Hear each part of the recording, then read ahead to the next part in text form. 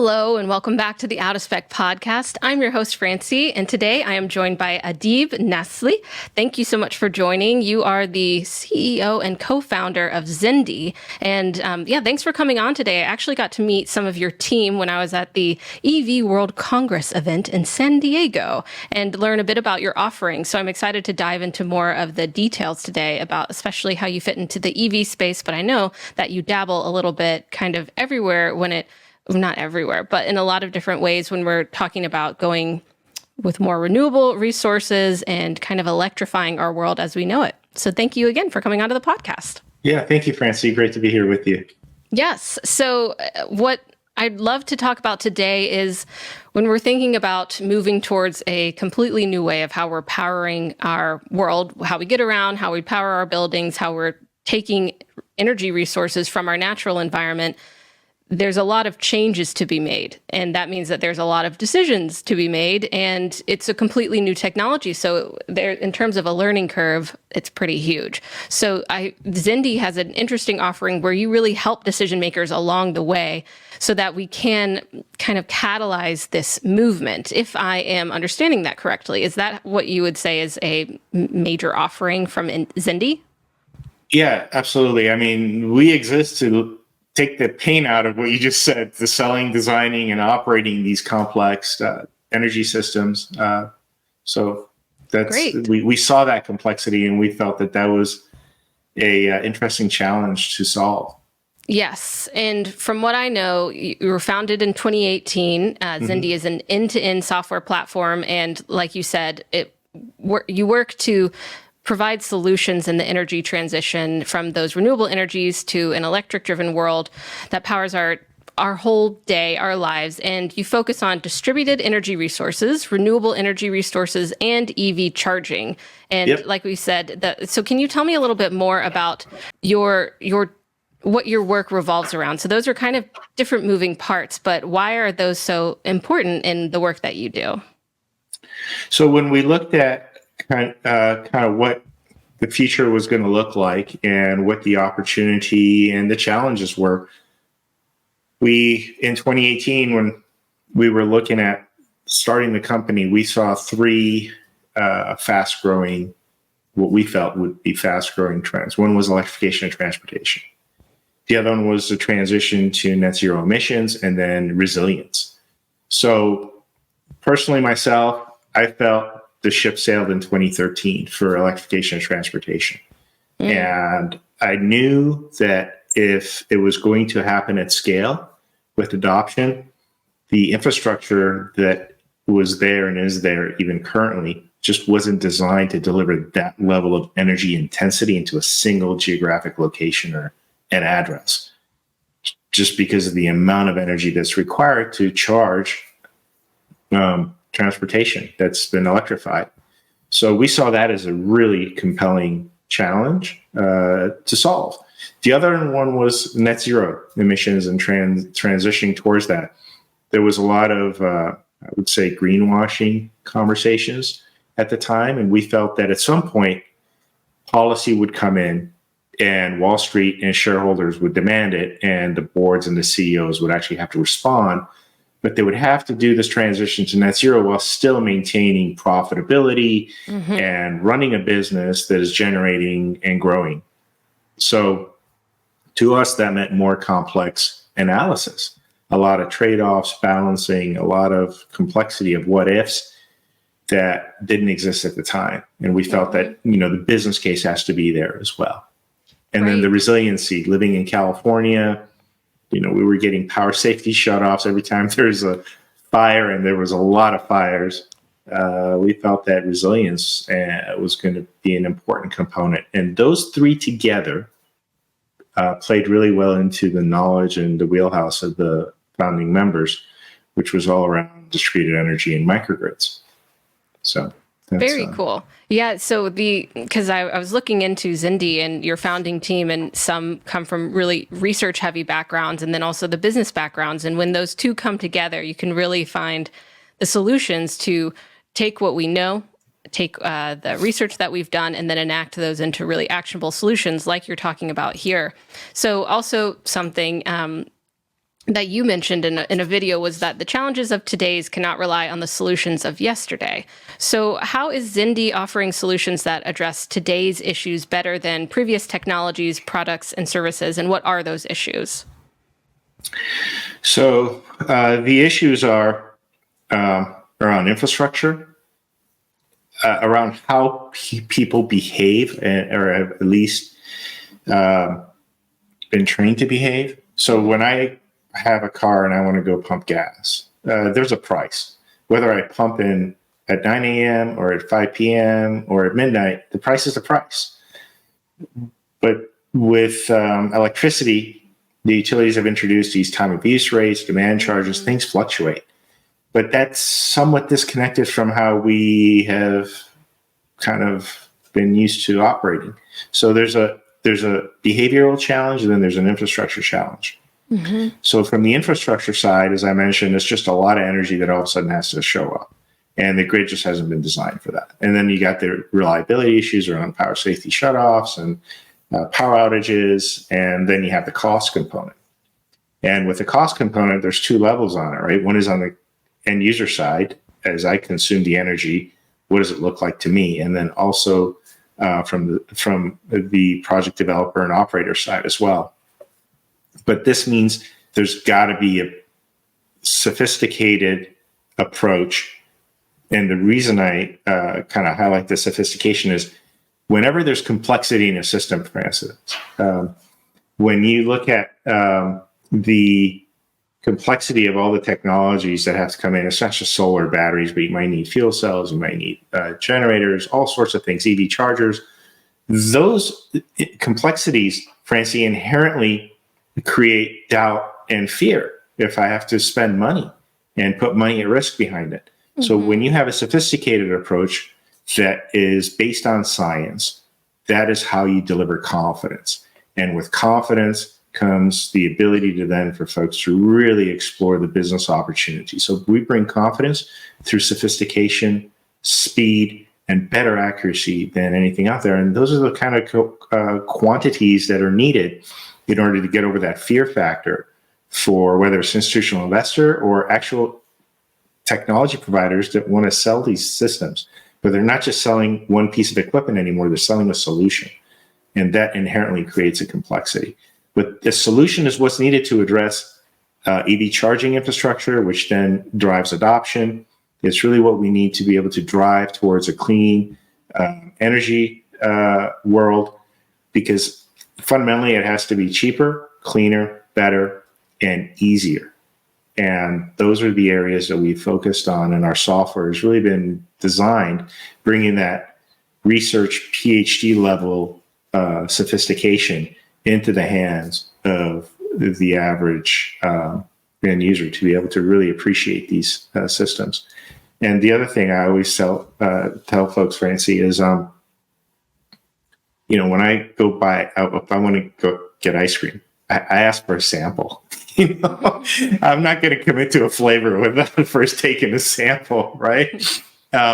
With these distributed energy systems and EV charging infrastructure coupled all together, I mean, you can't take it for a test drive, right? It's not like a car. You can just kick the tires, get in, and go take it for a drive. Mm-hmm. You got to trust the person suggesting it that this is all going to work out. And we felt that, coming back to that behavior where I said, when I pump gas, it's got to be a certain price no matter what time of day. And microgrids bring that price stability into EV charging infrastructure. But also with the software, we felt that trialability was going to be important. Mm-hmm. By that, I mean, okay, we can't physically build the system, obviously, for you to try out before you buy it, but we can virtually create the trial, give you a virtual test drive of the system, show you how it's going to operate over its lifetime and what benefits it's going to deliver to you compared to if you did things business as usual. Mm-hmm. So solving today's problems with those challenges. And then as the future evolves, we've implemented even small modular nuclear reactors into the platform. Not that any of them are going to be out next year, but it's built to be future-proof to address the needs of not just today, but tomorrow and the future as well.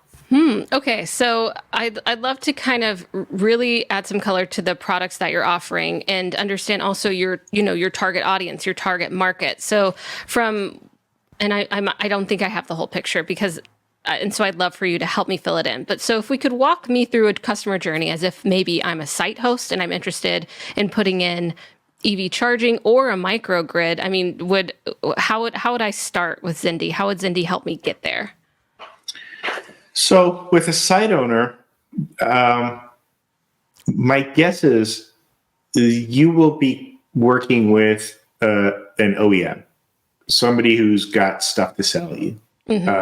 So, they'll have the battery, the solar, the generator. So Sure. you would be asking them, hey, I'm looking at a solution to address my customers' EV charging needs, my building, and I want to reduce my carbon footprint, have resilience, and I'd like to make money at the end of the day. Yes. So you can either come into the platform yourself and kind of build out your own system, vendor neutral. So you haven't picked whose stuff you're going to use or buy to get it, kind of arm yourself so that when that salesperson inherently is going to try to sell you a system, Right. you have a way to make sure that you're getting what you truly need, not what they think you should have.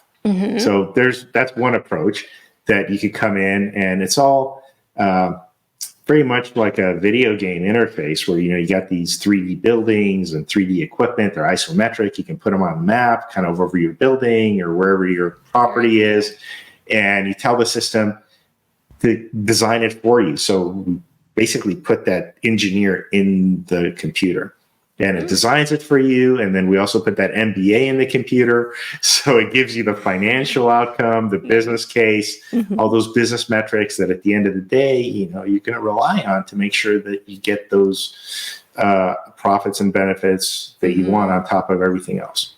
The other approach is you say you want a system, and then you go to some vendors. And those vendors are going to come back with solutions for you. So then the vendor would be the user.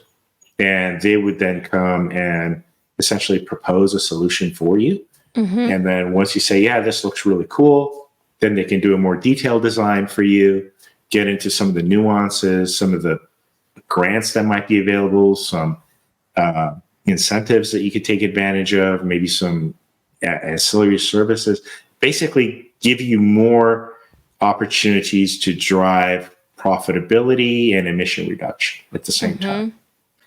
And then once they build the system, then that same kind of MBA, PhD, that the algorithm that generated it and said, this is what you need and these are the benefits, that same brain goes into the real-time environment as part of your energy management system and is constantly making sure all those promises that it made in design when they propose it to you are actually being delivered to you.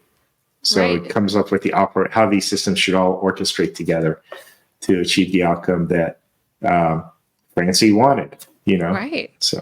Okay, so it not only can prep me so that I'm ready, I can make the most informed decisions with the hardware, the placement, based on, what electricity I have available to me at wherever I am, whoever I am. But also, after I go through with it and maybe the construction happens, does Xendee help me make sure that I'm getting what basically was projected?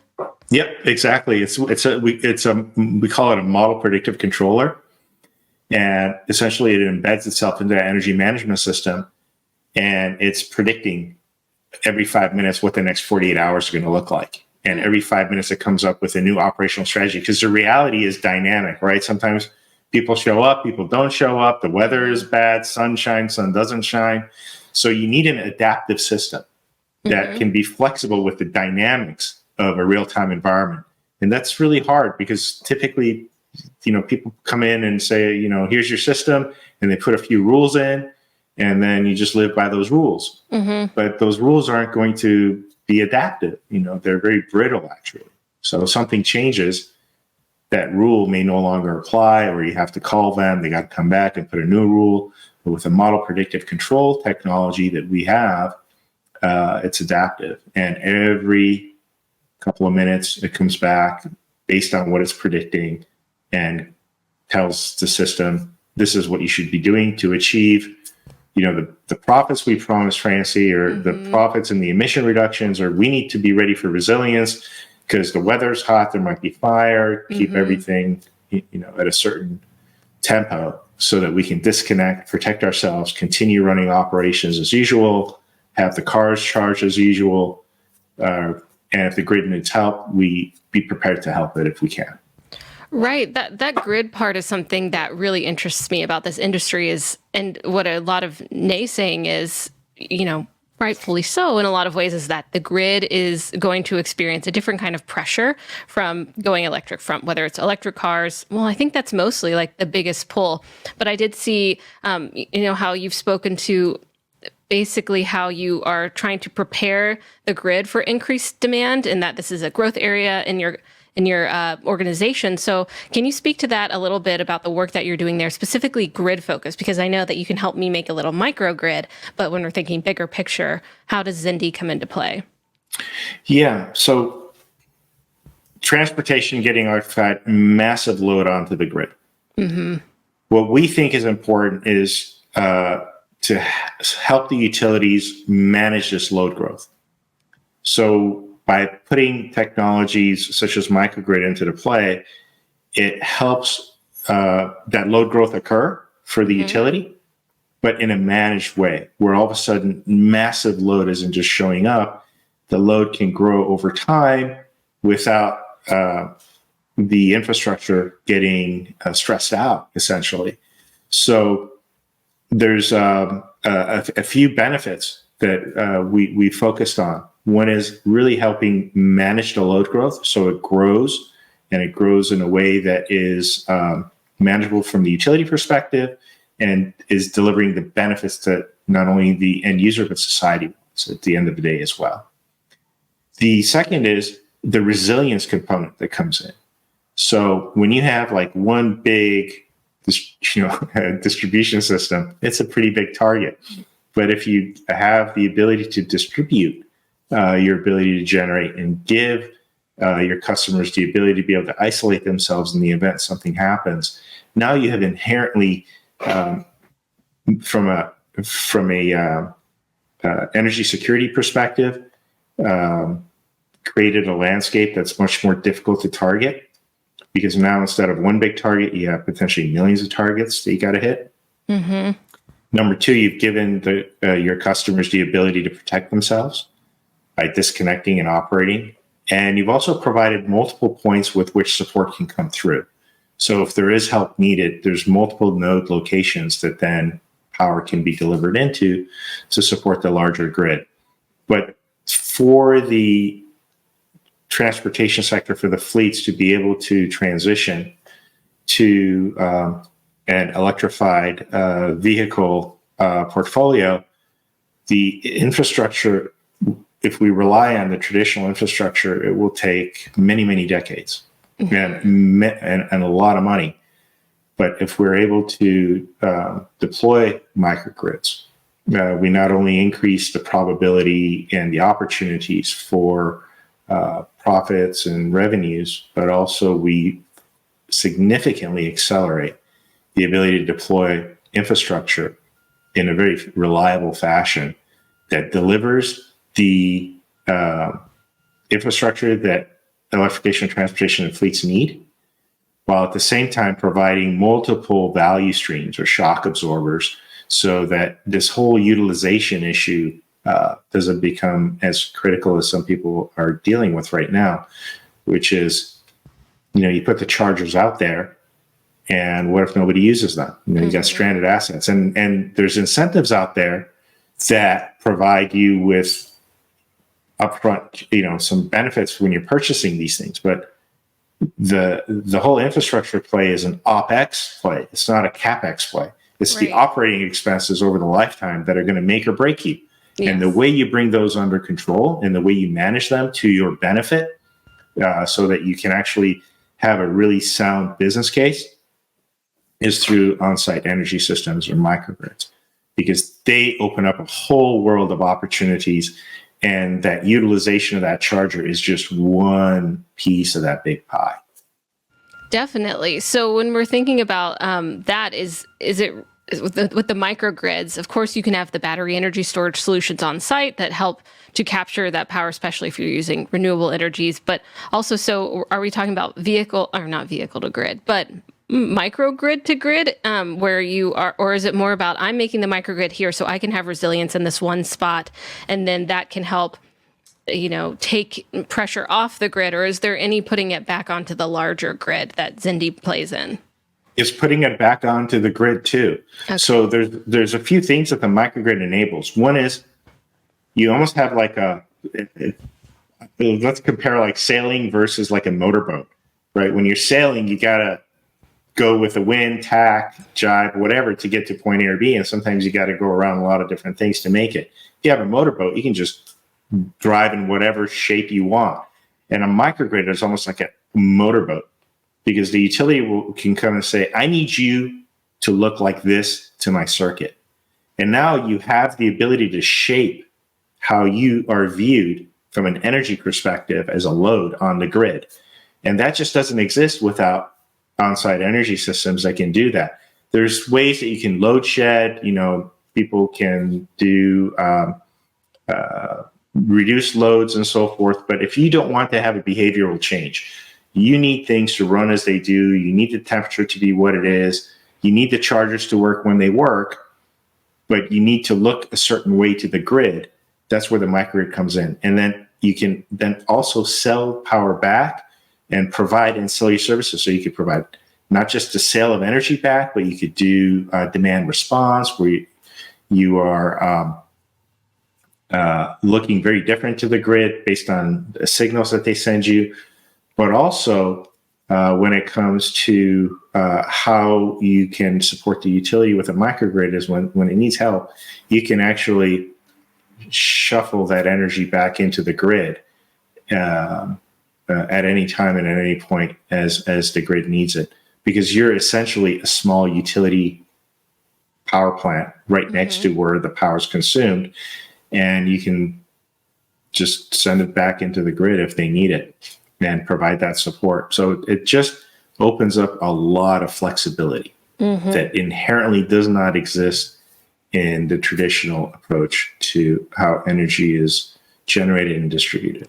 Right. And I know when I first really started learning about microgrids, it was in other countries and really like small villages and how they can make their microgrid. But what can you tell me about the adoption of microgrids? I mean, you're based in California, right? But in North America in general, how is that looking? How's the movement towards building microgrids, whether it's from this small micro residential home or more, corporate, larger property owner scenarios? So the way, at least we've observed this market evolve is on one end, kind of to the example you gave, we've seen mini grids where it's small building loads. It could be like a home or residential, but it's small. So they're sometimes called mini grids. And then the other side, we've seen the Department of Defense really adopt microgrids.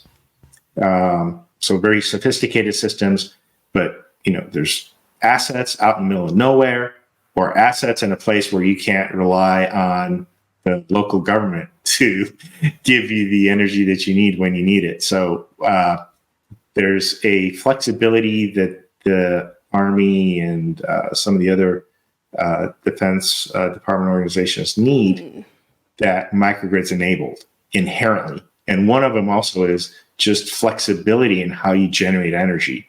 Because getting diesel shipped into the middle of a war zone is very, very not just dangerous, but expensive. But if you have solar, you have wind, you have all sorts of other ways that you can create and use energy, then that delivers a level of operational flexibility that normally you would not have. So we've seen kind of the two ends, where on the consumer side, it's been more mini grids. And these are typically solar battery generator, charger type solutions. And then on the other side, we've seen, the military with large, complex, very sophisticated systems. And then in between has been the commercial space. And the commercial space has been really now engaged because of the EV charging infrastructure and the limitations that they're facing with the grid and what the business plan and commitments require from a timeline perspective.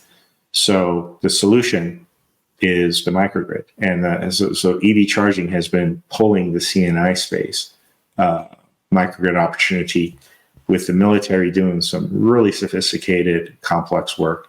And then on the other end of it, with the mini grids, with folks getting solar battery systems for their home, or solar battery with backup generators, or solar battery backup generators with home chargers as well. And then there's the opportunity for thermal too, with heat pumps, with water heaters and so forth, that you can bring even the thermal component into the microgrid as well, and really give, whether it's the mini grid, the residential customer, a really compelling energy system that gives them the financial incentives, but also the resiliency, and then the minimization of carbon footprint. And then on the other end, you have very sophisticated, complicated systems that are mission critical, that are delivering more around resiliency and energy surety. Very interesting. Yeah, it'll be cool to see if this is, really a solution to how we're going to be able to meet what the grid needs. How many macro mini grids are going to be out there and developing. And also, it's, if you have it on your home, it's kind of lucky. You're able to afford that kind of investment into your mini grid, but also what more incentives will come that way. But also the large scale, I hadn't really thought about that. But of course, it makes sense that if you're remote and you have very essential operations going on, you need that energy. And it's not just going to come to you. Like you said, it could be really expensive to get the traditional ways out there. Yeah. And if you're talking about wiring too, just thinking about more and more remote places. Yeah, and in a lot of remote places, it doesn't make sense to, generate power and then put hundreds of miles of lines and then bring it to, the costs are so prohibitive. And at the same time, you're creating vulnerabilities because at any point during that, from where it's being generated to where it's being consumed, something can happen. So the closer you can put the generation to the consumption, not only are you improving the efficiency of the system, because you don't have to have energy go all these long distances, but also you're minimizing the points at which something can be interrupted. So for those applications, definitely. But even in an environment where the distribution network is pretty well established, like in the United States, there's opportunities for campus microgrids, large community microgrids, where they're providing the resiliency, the cost benefits, and the emission reductions while enabling that charging infrastructure. People think of, okay, I got one car, let's say just like one Tesla Model 3 or Model S or whatever that you want to consider,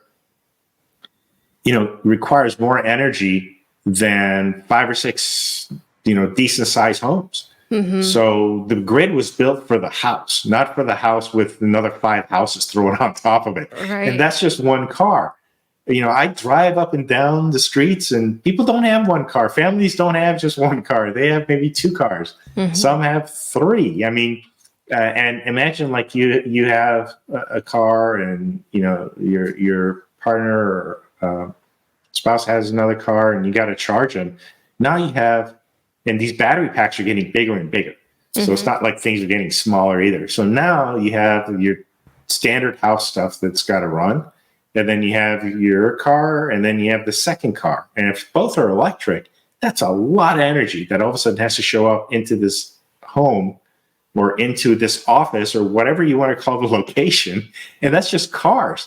When we talk about trucks, we're talking about these class 8 or class 5, class 6, whatever class you want to consider. These are massive energy loads. And it's not just one of them. You have 10 of these, you have 15 of these. You're looking at Empire State Building level of energy that has to just show up into a very, very small address.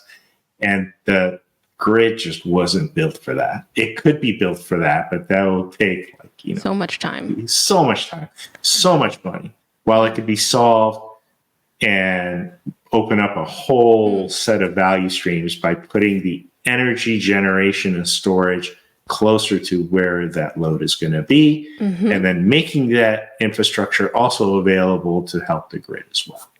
So that is, when you're talking about like putting the energy where it's going to be used, that is that distributed energy resources, the DER. Exactly. So, right. The small scale energy resources usually situated near sites of electricity use. Yeah. So that makes sense. And when, a lot in the EV space, we talk about fast charging. And so that's when you show up, you get a lot of energy in a short period of time. But when you have more of these microgrids, this seems like it would be, it's hard to charge an EV with a solar panel. It would take a long time. You need a lot of real estate to put up enough panels to make it. And then what do you do at night? Exactly. So that's where the battery energy storage solutions come in, right? Where you can extract that renewable energy resource and store it. But that is key to providing this service, is it not, of the microgrid and being able to charge your EV? It depends on the use case and the location. I mean, solar panels don't work in some parts of the country. I mean, there's just not enough sunlight. And batteries, you can only make them so big. I mean, you can't, having a house-sized battery, it's just not financially feasible. Right. So you need a diversity of technologies. So that's why in our platform we have like over 25 technologies, because solar might not work in one place, but batteries and let's say a generator, a fuel cell, or CHP system might. So that level of flexibility is really needed if you want to deploy solutions for not only specific use cases like EV charging, but where in the country you're going to do it, right? I mean, you could put all the solar panels you want up in Seattle, but I can tell you in November, October, you're not going to be generating a whole lot. Exactly. And, you can have massive batteries, but then you won't make your money back, right? Because the batteries cost so much so you need to have diversity. You need to have flexibility in what technologies and how you're going to interact with the grid, so that you're benefiting from the grid. At the same time, you're not doing something that harms it or could potentially create an unexpected strain on it, while at the same time, providing a real solid business case to the folks that are looking at whether it's charging infrastructure or whether it's commercial buildings, factories, whatever real estate opportunity there is.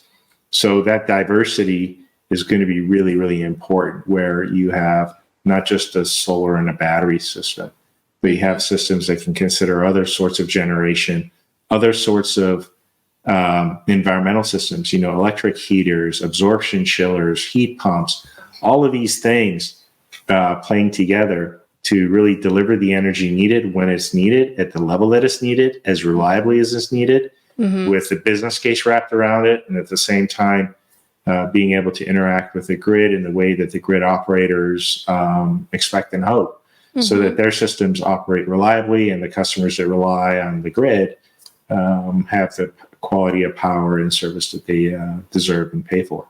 Right. And when you're speaking of the products, so I like how you name them also. So there's discover, propose, design, operate, and mobility, right? And those are the different products that you offer, but as they're not necessarily a whole bundle. Depending on where I am in the process of my project, I could utilize those products. Do I have that right? Yeah. So at whatever point you want to interact and engage with the energy transition, we have a solution. So if you are a large equipment OEM, and let's say Francie, you came and said, "Hey, for my home or for my office, I want to look at what the options are." You'll probably reach out to an OEM, that's the technology vendor or their distributor. And what we're solving there is we're arming these installers and dealers with a sophisticated and simplified environment to reduce their marketing and sales costs to win more sales with with, like, for example, yourself. But whenever you're dealing with complex systems, you're not just selling a solar panel, you're not selling a solution that includes a few things. Dealers and installers typically lack the confidence and skilled people to actually propose and sell these systems. So that's where our proposed solution comes in, that it actually arms these folks with the technology so that they can get rid of their slow manual processes, have confidence to quote accurately, and do so in a way that also conveys confidence to you. That you see it's, okay, these are real rational assumptions based on rational metrics, based on a science-based method that is unbiased. And so making sure that you get the best solution for what you need versus what maybe a salesperson might just want to try to sell you because it's easy. Mm-hmm. But we feel that reducing the time to proposals and increasing win rates for the folks that you're going to be reaching out with is also going to help you, because you're going to come up with actual solutions that are going to give you the benefits that are promised versus just, a hope and a prayer. So, so that's kind of step one is, you just want to get a proposal. And what we found, when we started the company was it could take weeks or months for somebody just to get a proposal back because they had to go in and, it's just all these moving parts and pieces. What does your contract look like? Your utility bill? What are the time of use periods? What's your fuel cost? All these things, right? All those things. And then you might want to make a change at the last minute, right? Well, can we throw another EV charger? Then they got to redo it. It's just very, very slow, expensive process. So we got rid of that with Propose. And then for wanting to get into a high level of sophistication, kind of that trialability that I was talking about, the ice cream scoop, let me take a little spoonful before I commit to the whole scoop. That's where design comes in. So that's where you can get into the details, but also you can test drive the system, but you're doing it virtually. So you take a virtual test drive, get a high level of understanding and appreciation for what the solution is, what your options are, what it could look like depending on what your goal is. Maybe if your goal aren't all financial, maybe you care about emission reduction, maybe you care even more about resiliency. You can give it those nuances and see what solutions could look like. And then we have customers that don't have just one site. So there isn't just one Francie, they got 1,000 Francies coming to them. Or there's 1,000 Francie opportunities. But if you're going to look at them one at a time, even if you're like a super efficient person, let's say it still takes you a couple of days. Yeah. And you got 1,000 of them, you're going to spend 2,000 days to get back to somebody. So that's where Discover comes in. It's a portfolio analysis tool.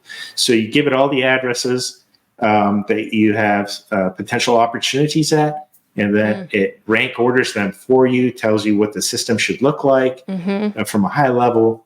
So then out of those 1,000, you can say, these are the top 50 we're going to focus on. And you have a science-based, rational understanding of why those are the top 50 based on the metrics that you care about. Payback period, return on investment, maybe the emission reduction opportunity, the net present value, internal rate of return, all these kind of business metrics. You can then rank order and rank and stack them and look at that portfolio from an investor's perspective to be able to put that in. And then, as I mentioned when at the beginning of our conversation, the operate solution that actually takes that algorithm that came up with a plan and the operational strategy. But then you said, okay, I'll buy the system. Then it goes into the real environment as part of your energy management system and make sure those promises are being delivered as reliably as possible, given the fluctuations and dynamics in the real world.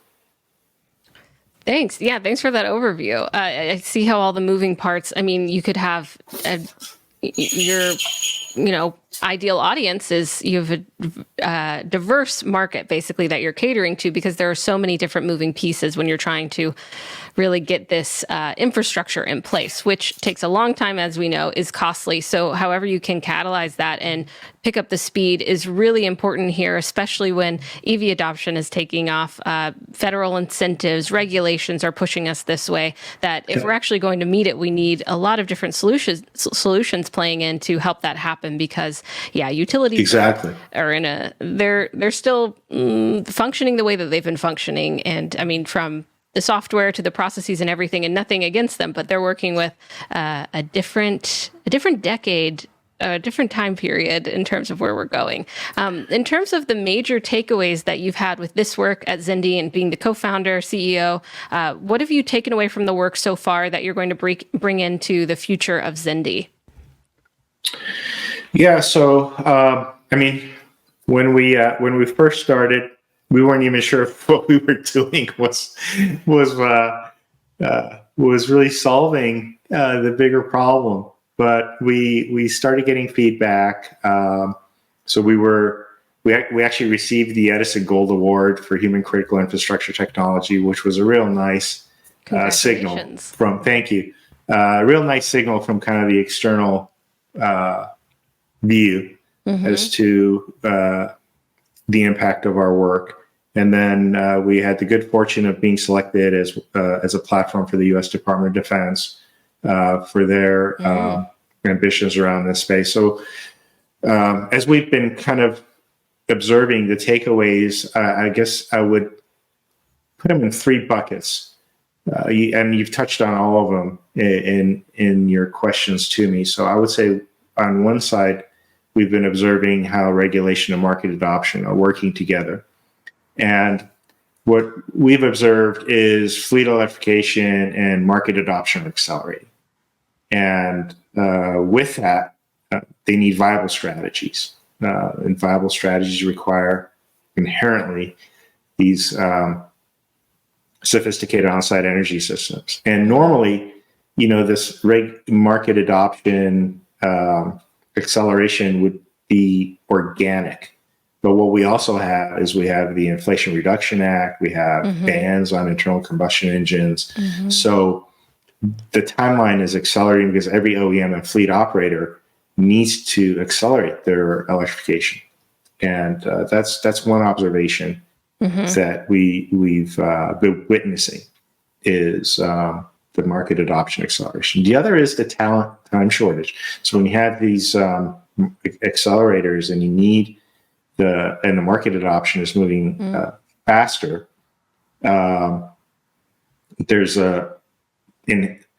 we've been observing a lack of expertise within some organizations to execute internally.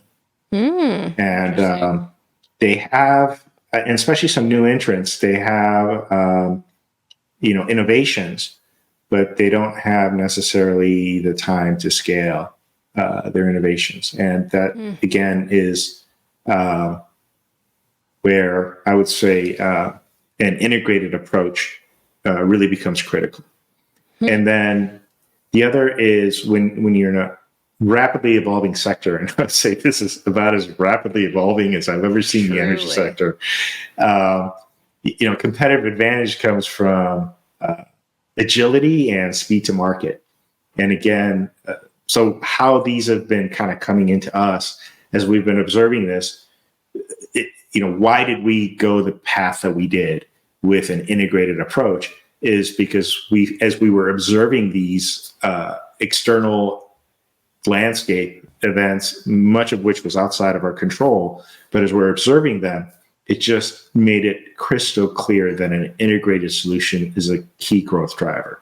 So if you lack the expertise to execute it internally, if there's a talent shortage, there's a time shortage, and you need agility and you need to have that speed to market, then an integrated software platform like what we decided to develop, we felt would be essential for the folks that are really working to enable the energy transition to meet their aggressive timelines, maximize revenues, and at the same time minimize the risk, both from an execution perspective and also from an adoption perspective. So those kind of three pieces came together into that mental model that we had and continue to have around the opportunity around electrification of transportation, net zero, and then the resiliency needs. But we're just seeing a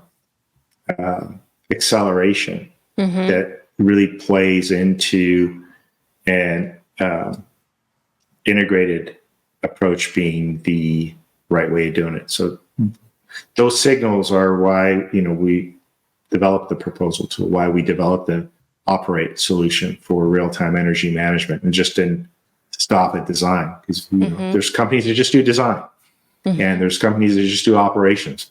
But we didn't find one that does design and operations together. And we felt that bringing those two together was really critical to then for like someone like yourself to say, I'm going to take money that I could spend one way and now invest it and spend it this way, because I have confidence that I'll make not only more money, but deliver better value and experience to whether it's yourself or to your customers. Definitely. Oh, great takeaways. And it really kind of points to, I think anyone running any successful business should look to the takeaways, but that kind of research mindset that you all have, where it's like, let's observe what's going on. If we're proving ourselves wrong, fine, we'll pivot and make sure that we're including what we need to add value. And of course, the profitability is a huge part of this if we're going to keep this adoption up. It can't all necessarily be subsidized. It has to be a real business model that works on its own. So I see how this plays in there. And it seems like your team is keeping an eye out for how you can expand your offering, how you can pivot with the market and have that agility, because like we were saying, this is a very rapidly advancing, dramatic place to be a part of, and we're seeing it real time unfold and how we're going to move towards a hopefully more renewable, electric focused world that has can leave a better version of tomorrow, hopefully, and just in general embrace technology and all the benefits that it can bring. So thank you so much for coming on to the Out of Spec podcast. I really enjoyed this. I think you all have an interesting setup going on over at Xendee, and I'll be interested to see. You kind of hinted that if anything comes along, we'll be embracing it in terms of like nuclear energy and stuff. So are there any specific plans for that, or is it just more of your approach that if we need to go there, we will? We're all in to drive impact and help the energy transition towards clean and renewable energy. And there needs to be a diversity of technologies. So from hydrogen to small modular nuclear reactors, we're always trying to stay years ahead of where the need is today, so that when that opportunity does present itself, or maybe it doesn't, and maybe some new technology comes in, but for us to be able to then support the market, support industries, support the end users, the customers, to be able to benefit from that and do it in a way that has the business assurance behind it, the reliability behind it, from a technical perspective, and at the end of the day, make sure that the benefits that you were promised, you're getting. And, if you're going to look at deploying anything and doing anything at scale, you have to have flexibility. You can't just show up with two things and say, this is going to work everywhere. So definitely not. We're always looking at, we're always excited for new technology, and then how we can help those folks that are developing those new technologies, make them available and sell them in a compelling way into the market, to then support that acceleration of the transition, so that we can, as you said, leave a better tomorrow. And at the end of the day, we feel like we made it. We made some small, we played some small role in it, and hope to continue playing a role in it as well. Yeah. Is that what motivates your work, trying to leave a better tomorrow? Yeah. I didn't always think that way, Francie. I was getting my MBA, and one of my classes was organizational behavior. And I wasn't really sure what I would be dealing with, or what all was entailed. It was very different than like taking an econ or finance or marketing course. Yes. So like organizational behavior. So as part of that, my professor had me write my eulogy. Wow. And I can tell you, when you write down how you want to be remembered after you've died, it really focuses on what you want to do in your life, so that you can be remembered that way. And that's fundamentally what drives me, is how at the end of the day, I want my wife, my son, my family, my friends to think of me. And hopefully, they can say, well, he did some good. So that's really at the end of the day, what brings that. Yeah. But I didn't have that clarity of thought and direction until that exercise. Man. So it was an important activity in my kind of selection of the path and direction and how I think I can help. Yeah. It's amazing how those little points, the seeds can be planted and then totally lead you down a different path in life. And when there's so much potential out there in this space and just, this industry and any industry, EV adjacent, just electricity and energy and what we're doing basically with all of our institutions, infrastructure, and society, there is a lot of potential there to go down a path that can really change the way that we do things. So thank you for coming on and telling me about yourself and about Xendee. I really enjoyed it. Of course, thank you, Francie. Yeah. Appreciate it. Yeah, of course. I appreciate your time and your energy here. And hopefully if something else comes along for Xendee, we can have you back on or any of your team, if they're interested, to speak about different aspects or different news that comes along. So thank you so much. Yeah. And if anyone has any questions in the comments, of course, leave them and we'll try to get some answers from the Xendee team if needed. Awesome. Great. Thank you. Thanks. Yeah, of course. Thanks everyone for tuning into the Out of Spec podcast. We will see you next time.